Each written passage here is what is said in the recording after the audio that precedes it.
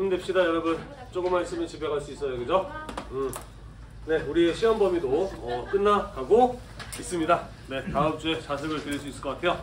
자, 우리 지난 시간에 배웠던 내용 잠깐 복습하고 마저 이어서 계속 살펴보도록 하겠습니다. 솔준 뒤에 문 좀 달아줄래? 솔준 뒤에 문 좀 달아줄래? 됐어.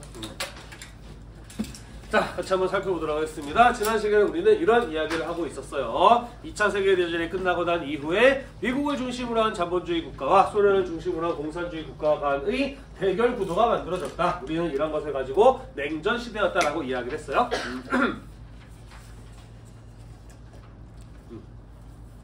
자, 그래서 중국에서는 누가 중국을 차지할 것인가를 놓고 중국 국민당과 공산당이 싸움을 벌였던 국공내전이 벌어졌는데, 여기에서 공산당이 승리를 거두게 되면서 중국이 공산화되었다라고 이야기를 하였고요. 그러면서 미국의 경우에는 원래 계획을 수정을 하고 일본은 반공기지로 삼게 되었다라고 이야기를 했죠. 그러면서 샌프란시스코 강화조약을 맺으면서 일본을 국제사회에 복귀시켰다라는 이런 이야기를 했습니다.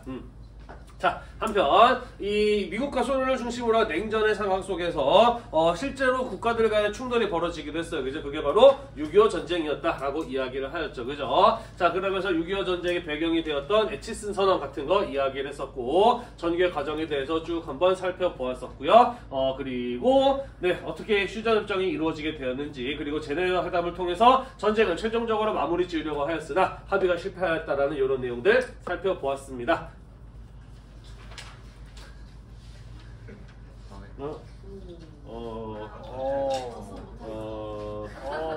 이봐요, 정신 좀 차려봐요.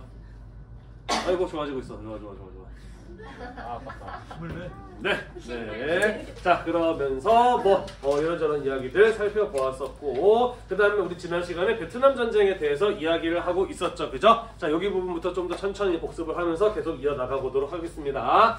자, 원래 베트남의 경우에는 프랑스의 식민 지배를 받고 있었다. 2차 세계대전 중에는 일본이 베트남을 점령하였다. 그러다가 일본이 패망하고 난 이후에 호치민을 중심으로 베트남 민주공화국의 수립이 선포되면서 독립을 시도하였다. 프랑스는 그 독립을 막기 위해서 인정하지 않았다. 그래서 베트남은 독립을 이루기 위해서는 프랑스랑 전쟁을 해야 했으니 그게 바로 베트남의 독립전쟁 제1차 베트남 전쟁이었다 라고 이야기를 하였어. 그죠? 그리고 디엔비엔 부전투에서 베트남 쪽에서 승리를 거두게 되면서 프랑스가 항복을 하게 되었다라는 이런 이야기 했었습니다. 자, 그래서 제네바 회담에서 베트남의 북위 17도선을 기준으로 남북으로 나누고 2년 이내에 총선거를 통해서 베트남의 통일된 정부를 수립하기로 결정을 하였습니다만은 남베트남과 미국 쪽에서는 총선거를 실시하게 되면 공산당이 승리할 것이 뻔하기 때문에 선거를 거부하는 모습을 보였다라고 이야기를 하였어요. 그죠? 그래서 남부만에 단독 선거를 진행을 하고요. 여기에서 베트남 공화국을 세우고 응오딘 GM이라고 하는 사람을 내세우게 되었다라고 이야기를 하였습니다.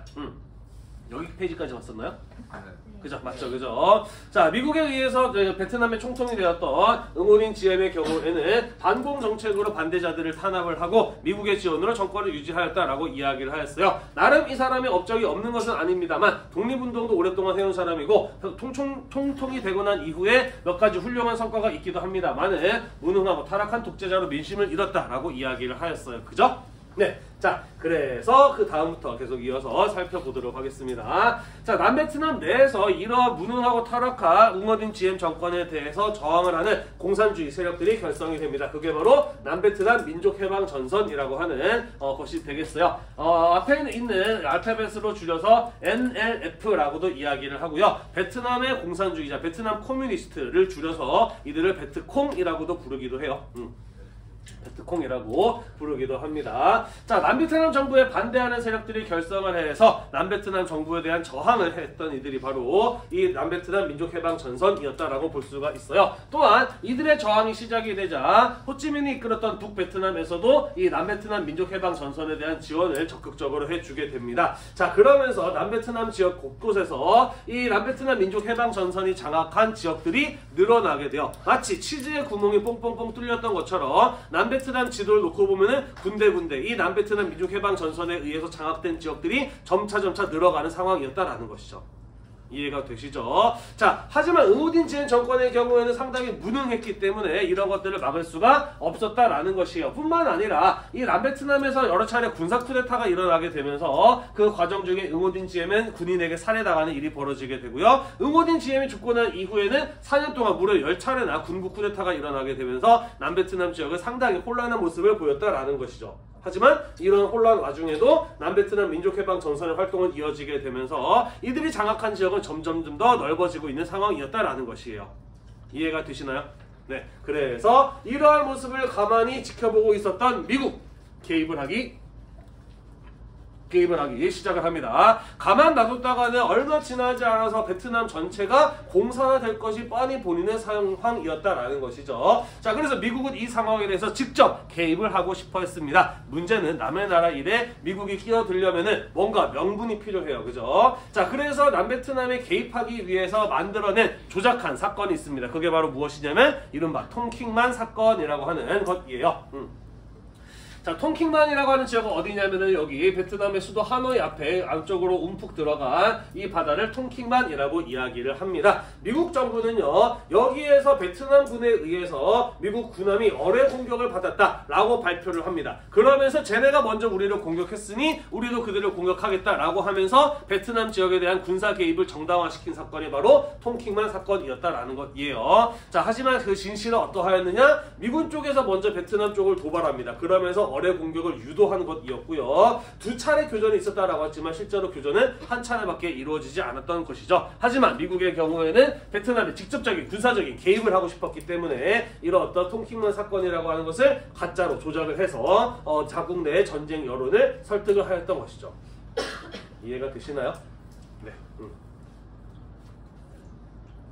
자, 그래서 1964년 통킹만 사건을 계기로 미국이 참전을 본격화하게 됩니다. 그러면서 65년부터 베트남 지역에 대한 폭격이 이루어지게 되고요. 전투부대를 파병하면서 직접적인 군사 개입을 하기 시작을 합니다. 자, 그리고 이 베트남의 경우에는 미국과 워낙 멀리 떨어져 있는 지역이다 보니까 군대를 더 보충할 필요도 있었거니와 중간중간에 물자 보급 같은 것들이 이루어지기 위해서는 다른 나라들의 협조가 필요했던 것이죠. 자, 그래서 당시 박정희 정부였던 한국에게 파병을 요청을 하고요. 오스트리아 같은 호주의 나라에게도 파병을 요청하게 되죠. 그러면서 베트남 전쟁의 경우에는 여러 나라가 개입이 된 국제전으로 확대가 되었다라는 겁니다. 한편 이러한 상황이 전개되면서 중국과 소련 그리고 북한의 경우에는 북베트남을 지원해주게 되는 것이죠. 그래서 6.25 전쟁에 이어서 두 번째로 냉전 시대 속에서 미국과 소련을 대신해서 싸우는 대리전, 국제전의 양상이 펼쳐지게 되었으니 이게 바로 제2차 베트남 전쟁의 모습이었다라는 것이에요.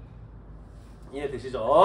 자, 압도적인 화력의 우수함을 앞세워 미군이 여러 차례 북베트남의 지역에 대한 공격을 감행합니다만은 베트남 사람들은 보통 사람들이 아니라 그랬어요. 그죠? 이 사람들은 몽골의 침략국 막아낸 사람들이고 프랑스랑 싸워서도 이긴 사람들이에요. 그죠? 민족주의 정신으로 똘똘 뭉친 베트남 사람들의 저항이 만만치 않았던 것이죠. 전쟁은 시간을 오래 끌었습니다만은 미국 쪽에서는 별다른 효과를 거두지 못하고 있었다라는 것이에요. 자, 한편 이 베트콩의 본격적인 반격이 시작이 되는데 그게 바로 1968년에 있었던 이른바 구정공세라고 하는 것이에요.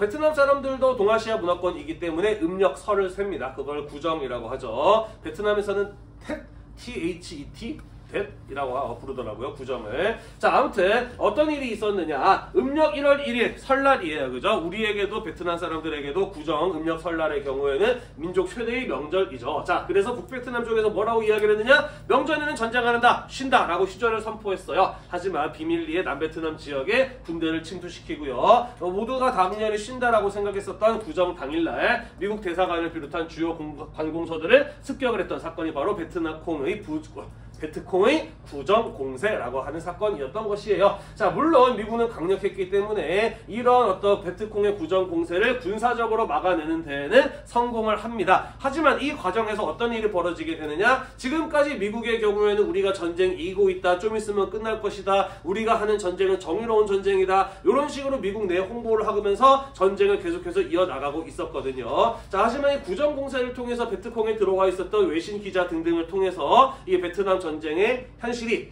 미국에게도 알려지게 됩니다. 사실은 전혀 전쟁은 끝날 기미가 보이지 않고요. 베트남인들의 저항은 끝까지 이어지고 있는 상황이었으며 정의로운 전쟁이다라고 했지만 미군에 의해서 베트남 민간인 학살 같은 것들이 자행되었던 이런 사실들이 알려지게 되면서 미국 내에서 부도덕한 전쟁을 그만두어라 라고 하는 반전 여론 같은 것들이 만들어지게 되는 것이죠. 따라서 이 베트콩의 구정공세의 경우에는 군사적으로는 실패했지만 전략적으로는 성공한 것이라고 볼 수가 있겠네요. 그죠?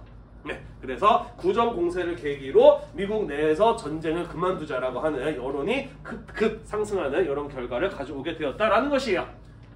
넘어가도 되겠죠?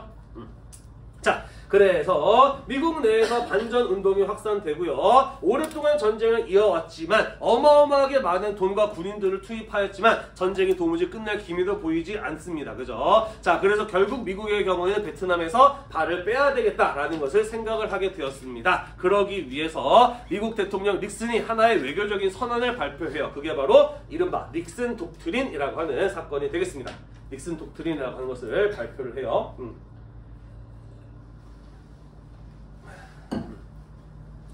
자, 닉슨 대통령이 뭐라고 이야기를 했느냐. 앞으로 미국의 경우에는 베트남 전쟁처럼 아시아 지역에 대한 직접적이고 군사적인 개입은 하지 않겠다라고 선언을 한 게 바로 닉슨 독트린이라고 하는 것이에요. 자, 오랫동안 전쟁을 이어왔음에도 불구하고 전쟁이 끝날 기미가 보이지 않거니와 국내에서도 반전 운동 같은 것들이 일어나게 되었고요. 또 지금까지 미국이 적극적으로 대외 지역에 개입을 해와서 별로 성공한 사례가 없었다라는 거지. 자, 그러면서 지금까지 미국의 외교 정책에 대한 의문을 품고 외교 정책을 앞으로는 바꾸겠다라고 선언을 하는 게 바로 이 닉슨 독트린이라고 하는 것이었다라는 것이에요. 자, 미국이 앞으로 더 이상 아시아에 직접적인 군사적인 개입을 하지 않겠다라고 선언하는 것은 무엇을 의미하는 것일까? 베트남에서 군대를 그렇죠, 철수시키겠다라고 하는 것을 의미하는 것이에요. 그죠? 또한 이런 닉슨 독트린은 누구에게 보내는 메시지이기도 했느냐? 중국에게 보내는 메시지이기도 했어요. 아시아에서 직접적인 군사적인 개입을 하지 않겠다라고 선언했잖아요. 그죠? 그렇다라고 하는 것은 중국에게 화해의 메시지를 보낸 것이라고도 볼 수가 있는 것이죠. 이해가 되나요? 네, 이런 외교적인 선언이 왜 이루어지게 되었느냐? 선생님이 방금도 이야기했듯이 베트남 전쟁에서 미국은 발을 빼고 싶었다라고 이야기를 했어요. 그죠? 그런데 그냥 뺄 수는 없지. 쪽팔리잖아. 아무런 성과도 남기지 못하고 전쟁을 그만둘 수는 없는 노릇이죠. 그죠? 자, 그래서 두 가지가 필요했던 겁니다. 안전한 철수를 이루기 위해서는 공산주의 국가들과 우호적인 상황을 만들어 놓고 발을 뺄 필요가 있었던 것이에요. 이해되죠? 두 번째, 냉전 시대 속에서 이어져온 전쟁을 그만두고 세계 평화에 기여한다라고 하는 멋있는 명분을 또 만들어낼 필요가 있었던 것이에요. 이해되나요? 자, 그래서 미국의 경우에는 닉슨 독트린을 발표하면서 차차 베트남에서의 철수 방침을 밝히고 순차적으로 미군이 베트남 지역에서 철수를 하기 시작을 합니다. 자, 그리고 선생님이 방금 이야기했죠. 닉슨 독트린은 누구에게 보내는 화해 메시지이기도 했다? 중국에게 보내는 화해 메시지이기도 했다라고 이야기를 했어요. 그죠? 당시 미국은 소련과 대립을 하고 있는 상황이었어요. 그죠? 자, 그러면서 소련을 견제하면서도 이 공산주의 국가들과의 우호적인 관계를 만들어 나가는 작업이 필요했습니다. 그 대상이 바로 중국이었던 것이죠. 자, 그리고 중국의 경우에는 이 시기쯤 오게 되면 소련과 완전히 등을 돌리게 돼요. 이 소련과의 관계가 악화되면서 중소 관계가 완전히 단절되기에 이르거든요. 자, 그러면서 중국의 경우에는 외교의 대상이 없어. 북한 말고는 사이좋게 지낼 나라가 더 이상 남아있지 않는 이런 외교적인 고립 상태에 놓여 있었습니다. 그런데 미국이 화해 메시지를 던진 거예요. 그죠? 그러면서 미국과의 협력적인 관계를 만들어 나가야 되겠다라는 생각을 하게 되면서 미국이 제안했던 이런 어떤 화해 메시지를 중국이 받아들이게 되는 것이죠. 자, 영화 뭐 포레스트 검프 이런 거 봤나요 혹시? 네, 거기 보면은 그래서 포레스트 검프가 미국의 탁구 대표팀으로 미국에 건너가서 중국의 탁구 선수들하고 탁구 교류를 하잖아요. 그죠? 이런 거 이제 스포츠를 통해서 미국과 중국 사이에 이런 우호적인 분위기를 만든 뒤에 1972년에는 닉슨 미국 대통령이 직접 중국을 방문을 하기도 하는 이런 모습들이 나타나게 되는 것이죠. 그래서 이 닉슨 독트린과 닉슨 대통령의 중국 방문은 미국과 중국의 우호적인 관계를 만들어내면서 지금까지 날카롭게 대립하고 있었던 냉전의 분위기를 완화시키는 그런 어떤 시작점이었다라고도 볼 수가 있는 것이에요. 이해가 되시죠? 네, 우리는 이런 분위기를 일컬어 프랑스어로 완화, 휴식을 의미하는 데탕트라고 이야기합니다. 데탕트. 냉전의 완화를 곧 데탕트라고 이야기를 해요. 네, 여기 그래서 이제 중국의 마오쩌둥과 만난 닉슨 대통령의 모습이고요. 그리고 중국의 넘버 2였던 주은래, 저우원라이와 만나서 짠하는 장면이 되겠습니다. 내가 지난번에 한번 얘기하지 않았나 이거? 한 적 없나요? 이때 이제 두 사람이 짠 했던 술이 뭐냐면은 여기 나와 있는 마오타이주라고 하는 술이에요. 마트에 가면 한 병에 15만 원 정도에 살 수가 있고, 그 다음에 중국집 가서 먹을 거면 한 20만 원, 30만 원 정도 줘야 되는 비싼 술입니다. 이때 이 두 사람이 짠 했던 술이 바로 이 마오타이주였거든요. 그래서 이렇게 짠하는 장면이 전 세계로 TV를 통해서 보도가 방영이 돼요. 그러면서 마오타이주의 경우에는 냉전을 완화하는 상징의 술, 데탕트의 술로 여겨지게 되면서 우리나라뿐만 아니라 전 세계적으로 굉장히 널리 유행을 했던 술이 바로 이 마오타이주라고 하는 거예요. 맛도 있어요. 여러분들은 술 맛을 모르겠지만 나중에 어린 됐을 때 마셔봤을 때 야 이거 되게 맛있는 술이다. 좀 독해. 50도 정도 되는데 되게 맛있는 술이다 라고 하는 것을 느낄 수가 있지 않을까 싶습니다. 예전에 선생님이 다른 학교 근무할 때 거기에서 이제 어떤 미술 선생님이 자기가 중국에 가서 이런저런 공부를 하다가 이 술을 먹었는데 이게 기가 막히게 맛있더라라고 이야기를 하는 거예요. 그래가지고 선생님이 이 술이 역사적으로 어떤 의미를 가지고 있는지 누가 만나가지고 짠했는지 이런 것들을 열심히 설명해 줬죠. 그랬더니 야 참 훌륭하다라고 이야기를 하면서 술을 되게 맛있게 먹었거든요. 여러분들은 나중에 이거 마시는 날이 있을 때 이런 내용들 쭉 설명해주면 굉장히 좀 사람이 있어 보이지 않을까? 참 지적이 보여질 수도 있고 약간 좀 설명충 같은 느낌이 들려나요? 네, 아무튼 이런 거 나름 그래도 얘기를 하면서 먹으면 재밌지 않을까? 네, 아직 여러분들이 술 먹을 나이가 아니라서 조금 이해를 못하네요. 되게 훌륭한 거야 얘들아. 자, 아무튼 그래서 중국을 방문하면서 중국과의 우호적인 관계를 만들고 베트남에서 미국은 서서히 철수를 하기 시작했다라는 것이죠. 자, 그리고 프랑스 파리에서 파리 평화협정을 체결하게 되면서 미국은 베트남에서 완전히 철수를 하게 됩니다. 그리고 미군이 빠져나간 상황에서 남베트남의 경우에는 실제로 싸울 수 있는 능력을 전혀 갖추고 있지 못한 상황이었죠. 이후에 1975년 북베트남의 군대가 남베트남으로 내려가서 별다른 저항 없이 남베트남의 수도였던 사이공을 점령하는 데 성공을 하게 되고요. 그 이듬해인 1976년에는 베트남 사회주의 공화국의 수립을 선포하게 되면서 베트남도 공산국가가 되었고 통일국가로 독립국가로 거듭나게 되었다라는 얘기가 되겠습니다. 넘어가도 될까요? 네. 사이공 지금 있을까 없을까? 사이공이라는 곳 지금은 이름이 바뀌었죠. 베트남 건국의 아버지 호치민으로 이름이 바뀌었죠. 옛날에는 사이공이었지만 지금은 도시 이름이 호치민으로 바뀌었습니다. 맞아요. 호치민시티가 됐죠. 자, 그래서 베트남 전쟁은 세계사 속에서 어떠한 의미를 갖는다라고 볼 수 있느냐? 냉전으로 인한 국제적인 대립이 절정에 달했다가 베트남 전쟁으로 인해서 냉전이 한풀 꺾이고 점차 냉전이 완화되기 시작했던 변곡점이었다라고 이렇게 평가를 볼 수가 있겠네요. 자, 미국의 경우에는 소련을 견제하고 전쟁을 조속히 마무리 짓기 위해서 중국과의 관계 개선에 나서게 되면서 이후에 양국 간의 외교 관계가 수립되는 계기가 베트남 전쟁이었다라는 것이고요. 베트남의 경우에는 막대한 인명피해를 내긴 했습니다. 그리고 산업시설이 파괴되면서 완전히 잿더미에서 다시 나라를 세워야 되는 상황이었습니다만은 미국이랑 싸워서 이겼다라고 하는 것을 기록한 거의 유일한 공산국가로 남아있다라는 얘기가 되겠죠. 자기들은 이런 것들에 대해서 굉장한 자부심을 가지고 있다는 것도 지난번에 이야기를 했었죠. 자, 한편 한국의 경우에는 베트남 전의 파병과 기업 진출 등을 통해서 경제건설 자금을 마련하면서 1960년대 빠른 경제성장의 배경으로 작용할 수 있었다라는 이런 이야기 했었고요. 대신에 우리나라 군인이 여기서 한 5,000명 정도가 사망하는 많은 인명피해가 발생을 하기도 했었고요. 베트남 전쟁 같은 이런 전쟁 속에서는 많은 민간인들이 사망한다라고 이야기를 했지 않았었나요? 했었죠, 그죠? 한국군에 의해서 많은 베트남 민간인들이 학살당하는 이런 일들이 벌어지기도 했습니다. 이런 식이었대요. 한국군이 갔어. 그러면 이제 마을 애들이 동네 애들이 막 돌아다니다가 외국인이다 하면 신기해서 막 이제 쫓아올 거 아니야, 그지? 그래서 선물이야 이거 받으세요. 손에 뭐 하나 쥐어주는 거야. 이거 뭐야? 하고 딱 펴봤는데 수류탄인 거지. 빵 터지면서 거기서 군인들이 우르르 죽는 거예요. 또 아니면은 지나가는데 옆에 이제 할아버지가 굉장히 힘들게 노는 데서 이제 일하고 계시는 거야. 아이고 고향에 계신 우리 할아버지 아버지 생각나네 하면서 지나가는데 방금 그 쓰러져 가면서 죽을 것 같아도 할아버지 춤에서 기관총이 나오는 거지. 그럼 지나가 한국군을 향해서 두두두두 총을 쏘는 거예요. 그러니까 북베트남 군대의 경우에는 장비나 이런 어떤 화력 면에서 미군에 비해서 열세였기 때문에 이런 식으로 민간인들 사이에 숨어서 한국군, 미군들을 이렇게 게릴라전을 공격하는 이런 어떤 전법을 썼거든요. 자, 그러다 보니까 미군이나 한국군의 경우에는 어느 마을이나 어느 지역에 들어가게 되었을 때 조금이라도 의심되는 것이 있으면 일단 마을 사람을 다 죽이고 가야 됐던 거예요. 이해되시죠? 그러면서 지금도 베트남 곳곳에 가면은 한국군에 의해서 마을 주민 전체가 살해되었던 그런 어떤 지역들의 이런 위령비 같은 것들이 만들어져 있는 모습들을 볼 수가 있습니다. 우리가 사죄하고 반성해야 될 우리 손으로 이루어졌던 전쟁 범죄라고 볼 수가 있겠죠, 그죠? 근데 베트남 사람들은 사실 근데 우리나라가 이런 거에 대해서 사죄하고 반성하고 뭐 배상하는 이런 얘기 꺼내는 걸 별로 안 좋아한다라고 이야기를 해요. 우리가 이긴 전쟁인데 니네가 왜 사과를 해? 라는 이런 어떤 입장이라고도 해요. 또 그럼에도 불구하고 몇몇 양심적인 사람들이 베트남 지역을 찾아가서 이렇게 이제 사과하고 하는 이런 모습들이 나타나기도 하는데 또 반대의 경우도 있어요. 우리나라를 자랑스러운 나라로 지키고 싶은 사람들이 있는 거지. 그러면서 이런 마을 같은 데 가서 너네 이거 위령비 치워주면 우리가 학교 지어줄게. 요거 치워주면 우리가 뭐 도로 깔아줄게. 요렇게 이제 돈을 주고 요런 역사적인 기억들을 지으려고 하는 요런 시도를 하는 사람들도 있기는 해요. 별로 바람직한 모습은 아니라고 개인적으로 생각을 합니다. 또한 이 베트남 전쟁에 참여했던 사람들은 고엽제로 인한 피해를 지금도 겪고 있기도 하죠. 고엽제가 뭔지 아나요? 네, 고엽제.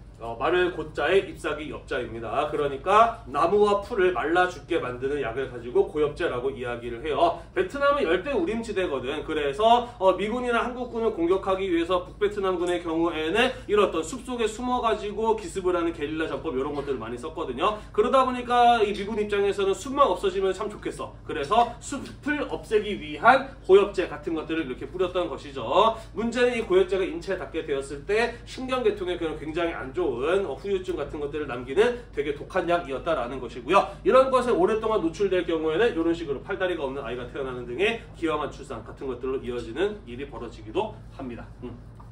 자, 한편 일본과 대만의 경우에는 베트남 전쟁 기간 동안에 미국에게 전쟁 물자를 공급을 하고 또 군인들의 휴양처 같은 것들을 제공해 주게 되면서 고도의 경제 성장을 이룰 수 있었던 것이 이 베트남 전쟁이라고 하는 모습이 되겠습니다. 네, 그래서 예전에 선생님이 베트남 역사를 좀 배우기 위해서 어느 교수님이 하시는 온라인 수업을 잠깐 들었을 때 그 교수님이 그렇게 이야기하시더라고. 자기가 베트남에서 유학 가서 공부하고 있을 때 같이 이제 공부하던 베트남 대학원생이 야, 니네 나라는 아직까지 그 미국 식민지 아니냐라고 이렇게 이야기를 했다라고 해요. 그래서 아닌데 라고 이야기를 하려다가도 얘네들이 보기에는 그래 보일 수도 있겠구나라는 생각이 들었다라고 하더라고요. 그런 생각이 들 법도 하죠. 그죠? 넘어가겠습니다. 자, 그래서 우리 베트남 전쟁까지 해서 냉전 기간 동안에 있었던 동아시아에서의 세 차례 전쟁에 대해서 쭉 한번 정리를 해보았습니다. 자, 그래서 2차 세계대전 이후에 세계의 국제질서 그리고 동아시아의 국제질서가 최종적으로는 어떻게 바뀌게 되었는지 쭉 한번 정리를 해보도록 할게요. 자, 2차 세계대전은 미국 주도로 샌프란시스코 강화 조약을 맺으면서 일단은 최종적으로 전쟁은 끝이 나게 되었다라는 것이에요. 자, 지난번에 이야기했던 것처럼 사실 미국의 경우에는 일본을 반공기지가 아니라 다시는 전쟁을 할 수 없는 농업국가로 만들고자 하였다라고 이야기를 했어요. 그죠? 하지만 중국이 공산화되고 북한이 공산화되고 6.25 전쟁이 일어나고 같은 이런 어떤 냉전의 심화가 이루어지게 되면서 일본을 하루빨리 반공기지로 만들고 일본과의 동맹을 만들어서 이 공산주의를 막아야 된다라고 하는 것이 미국에게는 굉장히 다급한 일로 다가오게 되었다라고 이야기를 하였어요. 그래서 일본을 철저히 전쟁을 할 수 없는 농업국가로 만들려고 하였던 계획을 접고 서둘러 샌프란시스코 강화 조약을 체결하면서 일본을 정상국가로 되돌렸다라는 것이죠. 자, 다시 말해서 일본을 반공기지로 만드는 일이 시급하다 보니까 2차 세계대전이 끝나고 난 이후에 지금까지 어렵게 협상이 진행되고 있었던 문제, 그건 바로 무엇이냐? 2차 세계대전 기간 동안에 일본이 저질렀던 전쟁 범죄나 식민 지배에 대한 사과와 보상의 문제가 사실은 지금까지 어떻게 이루어질 것인가에 대해서 합의를 이루지 못하면서 계속해서 지연되고 있었다라는 거예요. 하지만 일본의 복귀가 시급해지게 되자 일단 그런 거 전부 다 덮어두기로 한 거예요. 자세하게 따지지 않고 일단 넘어가기로 한 겁니다. 그러면서 연합국가 피해국에 대한 보상 규정들은 거의 대부분 포기되었다라는 것이고요. 중국이나 한국같이 일본에게 직접적인 피해를 입었던 이런 나라들이 참가하게 된다면은 이런 거 쉽게 포기하지 않겠죠. 협상이 어려워지겠죠. 그러다 보니까 아예 한국이나 중국 같은 나라들의 경우에는 샌프란시스코 강화 조약이 체결되는 회담에 아예 참가조차도 하지 못했던 이런 한계를 남긴 조약이라고 볼 수가 있겠네요. 그러면서 소련이나 공산국가들의 경우는 도대체 이거 왜 하는 거야? 이딴 식으로 하고 왜 하는 거야? 라는 반발을 불러일으키게 됩니다. 그러면서 공산국가들은 아예 샌프란시스코 강화 조약의 체결을 거부하는 이런 모습을 보이게 되어 다시 말해서 일본과의 반공 동맹이 시급했던 미국 쪽에서 전쟁에 대한 책임과 피해국에 대한 배상 처리 문제를 그냥 덮어두고 넘어가기로 한 게 바로 이 샌프란시스코 강화 조약이었다라는 것이죠. 그러다 보니 아직까지도 우리나라와 일본 사이에서 해결되지 못했던 많은 문제들도 이 샌프란시스코 강화 조약 때문이다 라고도 좀 볼 수가 있겠네요. 이해되셨나요? 네, 넘어가도록 할게요. 자, 한편 이런 어떤 냉전 상황 속에서 동아시아 국가들 간의 외교 관계가 회복되기도 합니다. 타이완, 대만이죠. 중화민국의 경우에는 이들도 역시 일본에게 우리나라보다 더 오랫동안 식민 지배를 받은 나라였습니다만은 지금 타이완에는 공산당이 아니라 국민당이 들어와 있죠. 그죠? 그리고 이들 역시 중국 본토의 공산당과 대립을 하고 있는 상황이었기 때문에 일본에게 과거 식민 지배에 대한 어떤 청구권이나 배상을 받아내는 게 중요하지 않아 미국의 지지를 받고 일본과 외교 관계를 맺어 나가면서 반공 동맹에 들어가고 그것을 통해서 경제 발전을 이루는 게 대만 역시 더 시급한 문제였다라는 것이죠. 이해되시죠? 자, 그래서 일본에 대한 청구권을 포기하고 일화 평화 조약을 맺으면서 대만과 일본의 국교가 정상화되었다라는 얘기가 되겠습니다.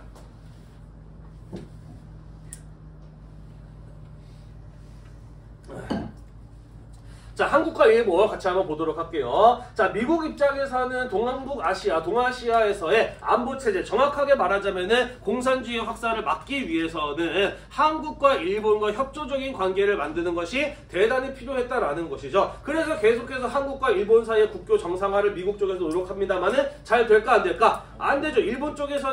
한국 쪽에서는 식민 지배 문제에 대한 사죄와 배상을 줄곧 주장을 했고, 일본 쪽에서 어떻게 하면 그것을 안 주고 적게 할 수 있을까를 고민하고 있었기 때문에 그런 협상이 제대로 이루어지지 않았던 것이죠. 사실 이런 건 오늘날까지 이어지고 있는 문제죠. 들리는 소문에 의하면은 문재인 대통령 때 이제 한국과 일본의 관계가 굉장히 안 좋았잖아요. 그죠? 막 불매 운동 같은 거 하고 막 그랬었잖아요. 그지? 그래서 미국 쪽에서 문재인 대통령 굉장히 싫어하고 좀 이렇게 안 좋게 곱깝게 봤다라고 해야 되나? 이 미국의 이해관계와는 일치하지 않는 대통령으로 그렇게 오랫동안 생각을 하고 있었다라고 해요. 그러면서 지금 정권이 바뀌면서 우리나라 정부에서 후쿠시마 오염수 같은 것들에 대해서 우리나라 정부에서 막 이렇게 옹호해주고 홍보해주는 영상을 만드는 것들을 보면서 그거 완전히 미국의 이해관계에 일치하는 거 아니냐? 혹시 현 정부는 미국의 적극적인 지원이나 압박을 받아서 저런 행동을 하고 있는 것이 아니냐라는 이렇게 의심을 하는 사람들도 있기도 하더라고요. 네, 더 강력한 추측들을 많이 들었는데 이거 녹화하고 또 유튜브로 올려야 되기 때문에 네, 여기까지만 이야기를 할게요. 나중에 카메라 끄고 더 센 얘기도 해볼게요. 네.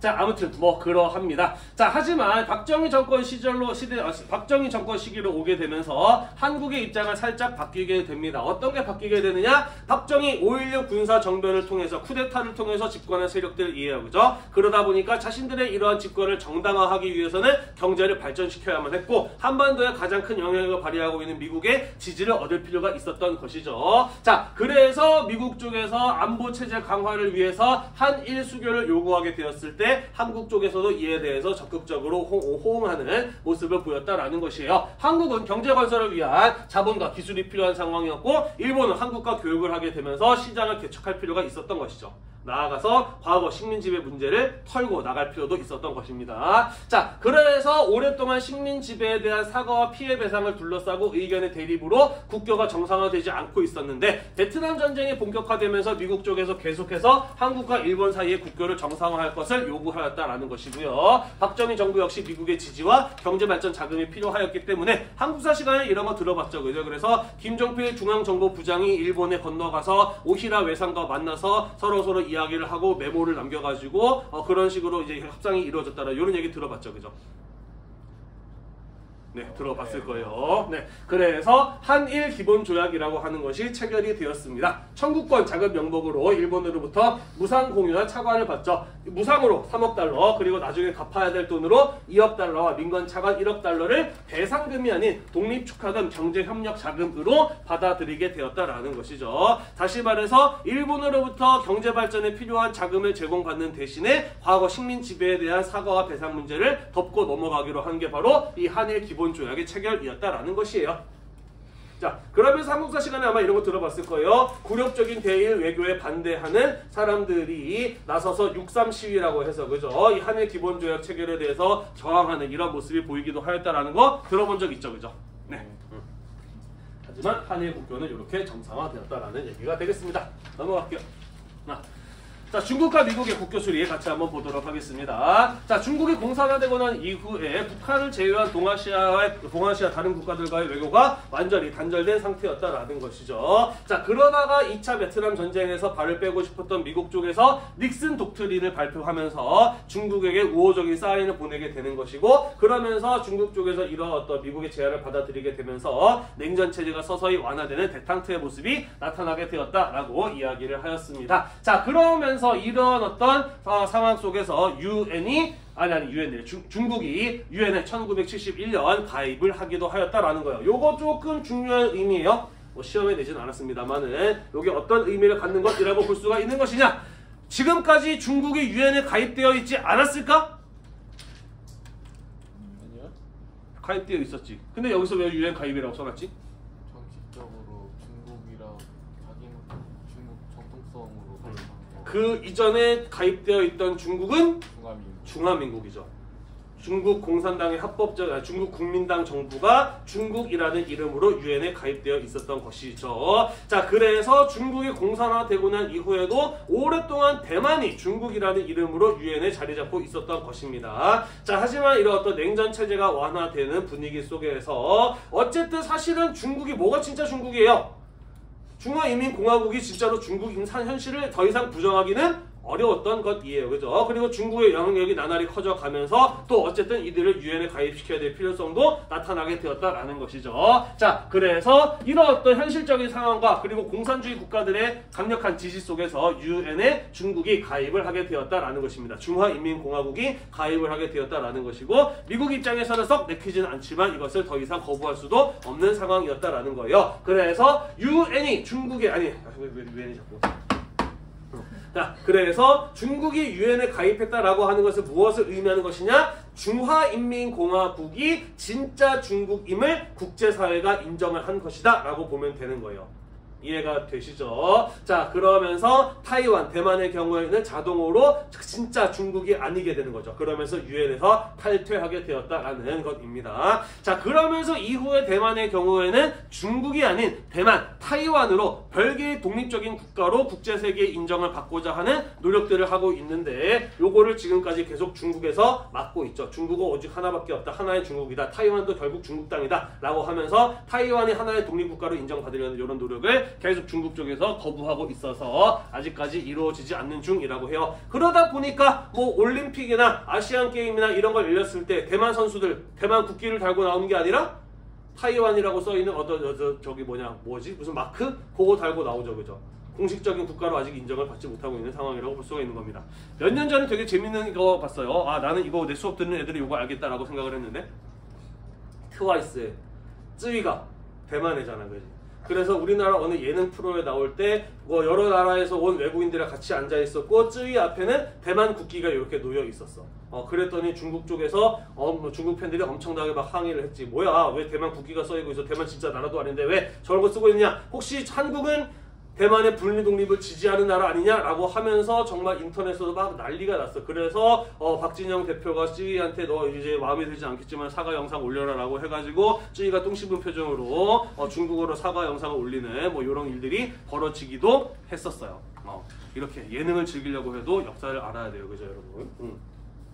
네, 아무튼 그래서 아직까지는 이루어지지가 않고 있는 상황이라고 볼 수가 있겠습니다. 자, 이후에 중국을 닉슨 대통령이 직접 방문하였다라고 이야기를 하였고요. 이를 통해서 관계를 정상화를 위해서 노력할 것을 선언하는 미중 공동성명이 발표가 되고, 이것이 1979년 미중 국교 수립으로 이어지게 되었다라는 겁니다. 미국과 중국이 국교를 수립하였다. 국가와 국가 간의 외교 관계를 맺었다라고 하는 것은 무엇을 의미하는 것이냐? 유엔에 중국이 가입한 것과 마찬가지예요. 미국은 중화인민공화국을 진짜 중국으로 인정한다라는 소리가 되는 겁니다. 그러면서 반대로 타이완과의 관계는 끊어지게 되었다라는 것이죠. 이해가 되나요?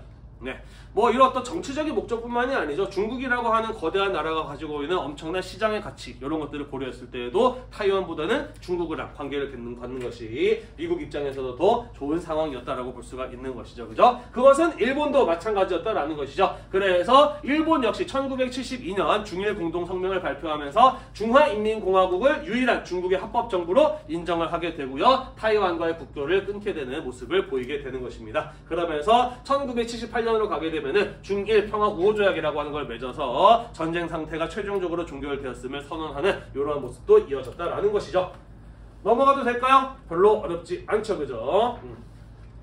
자, 한국의 경우에는요 6.25 전쟁을 경험하였고 베트남 전쟁을 경험을 하였기 때문에 이러한 냉전 완화의 분위기 속에서도 공산권 국가들과는 국교를 맺는 과정이 상당히 어려웠던 것이죠. 그러면서 한국의 경우에는 일본이나 미국과는 달리 1991년 소련이 붕괴되고 난 이후쯤 가서야 중국과 외교 관계를 맺고 타이완과 손을 끊는 이런 어떤 변화가 나타나게 되었다라는 것이고, 마찬가지로 92년쯤 가게 돼서야 베트남과의 국교가 수립되는 모습을 볼 수가 있었다라는 겁니다.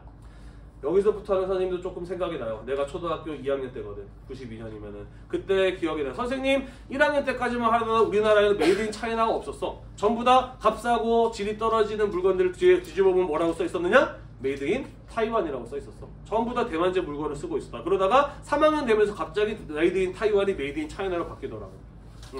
그리고 사실 대만의 경우에는 다른 나라들이 전부 다 손을 끊고 떠났지만은 그래도 한국은 90년대까지 계속 남아 있었잖아, 그렇지? 그래서 타이완 같은 경우에는 한국은 굉장히 뭐랄까 하나밖에 남지 않은 유일한 우호적인 국가라고 이렇게 생각을 하게 되면서 굉장히 이제 우호적인 관계를 오랫동안 이어왔단 말이지. 하지만 한국 같은 경우에도 중국이라고 하고 있는 중국 대륙이라고 하는 거대한 시장이 갖는 가치 이런 것들을 좀 더 높게 평가를 했던 것이죠. 그러면서 중국과의 관계를 맺고 타이완과 관계를 단절하게 되거든요. 그러면서 타이완 쪽에서 한국에 대한 어떤 적대감, 분노 이런 것들이 굉장히 거세게 일어나게 되었어요. 선생님도 이때 기억이 나요. 신문에 며칠 동안 이 대만 시위대가 태극기를 불태우는 이런 어떤 시위의 모습들이 신문이나 TV를 통해서 며칠씩 보도가 되었던 그런 기억들이 납니다. 그래서 굉장히 대만 사람들 쪽에서는 한국에 대해서 별로 좋지 않은 이미지를 가지고 있다고 하죠. 근데 이것도 조금 옛날 얘기긴 해. 요즘 들어서 이제 대만에서도 K-팝 문화 뭐 이런 것들이 많이 이제 유행을 하게 되면서 요즘 젊은 사람들을 중심으로 한국에 대해서 굉장히 우호적인 감정을 가지고 있지만 여전히 어른 세대들에서는 한국을 배신자로 생각을 하는 이런 어떤 악감정이 여전히 많이 남아있다라고도 해요. 넘어갑시다. 북한은요 중국과 점점점 멀어지게 되죠. 그러니까 소련하고 중국이 대립을 할 때 북한의 경우에는 중국 쪽에 이제 붙어가지고 살아남거든. 그러면서 소련과 점차 멀어지게 되면서 중국에 더더욱 의존하게 되었다라는 것이고요. 일본과 국교를 맺으려고 했습니다만은 북한의 핵무기 문제, 그 다음에 일본인들이 바닷가에서 뭐 북한 정권에 의해서 납치된 이런 어떤 여러 가지 문제 같은 것들이 벌어지기도 했거든요. 그러면서 아직까지도 외교가 맺어지지 않고 있는 상황이라고 볼 수가 있습니다. 그리고 가면 갈수록 점점 더 중국에 대한 의존도가 심화되고 있었는데 우크라이나 전쟁이 터지면서 전 세계가 소련과의 관계를 러시아와의 관계를 끊게 되었을 때 러시아 쪽에서 북한 쪽에다가 손을 내밀어 주죠. 그러면서 북한 역시 러시아랑 손을 잡게 되면서 러시아 쪽에 무기를 공급을 해주고 반대로 러시아 쪽에서 이런저런 이제 신기술들을 알려줬다고 하지. 그래서 얼마 전에 북한 쪽에서 위성 발사 했잖아요. 그죠? 그죠? 요거, 러시아 쪽에서 제공한 기술과 자본으로 한 거 아니냐라고 사람들이 다들 의심을 하고 있는 이런 상황인 거죠. 그러면서 요즘은 북한도 조금씩 외교적 고립에서 탈출해 가게 되면서 다시 중국, 러시아, 북한이라고 하는 이 과거 공산주의 국가들의 동맹 관계가 요즘에 다시 점점점 강화되고 있는 이런 어떤 분위기가 감지되고 있습니다. 끝인가? 그러네요. 자, 오늘 여기까지 해서 우리 2차 세계대전 이후에 동아시아의 국제 질서가 어떻게 변화하였는지를 쭉 이어서 살펴보았습니다. 다음 시간에는요, 이 뒤에 가서 자본주의 국가들에서 어떠한 경제적, 정치적 발전이 있었는지, 그 다음에는 공산주의 국가들에서 어떠한 정치적, 경제적 변화가 있었는지를 마저 이어서 살펴보도록 하겠습니다. 오늘도 공부하느라고 대단히 고생이 많으셨고요. 이 영상이 여러분들의 공부에 도움이 되셨다면 구독과 좋아요 잊지 말고 눌러주세요. 수고했습니다. 수고하셨습니다.